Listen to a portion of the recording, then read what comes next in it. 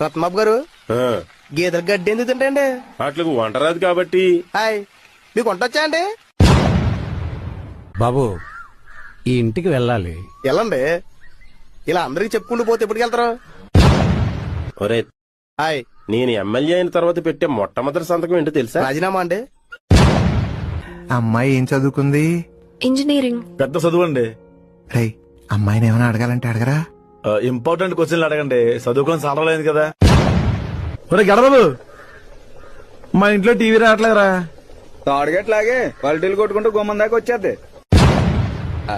వీడికి ఈ మధ్యన పెళ్లి కుదిరింది. ఆడా మగ? మా మాయ కూతునే చేసుకుంటున్నాను అత్త.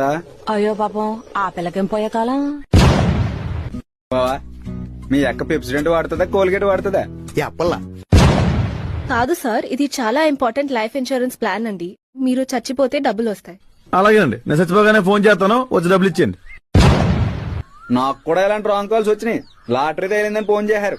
పొరపాటు తగిలింది కాబట్టి సారీ చెప్పమన్నాను. ఇంకోసారి చూసుకోకుండా తగిలితే గోబ చిట్లు పోద్దని డెడ్లీ వార్నింగ్ ఇచ్చాను. మా ఇంట్లో కరెంటు పోయిందిరా. గట్టిగా బతులా అండి, వచ్చేద్ది. ఇందాకే నేను అందంగా ఉన్నాను కూడా చెప్పింది. నమ్మేసావా?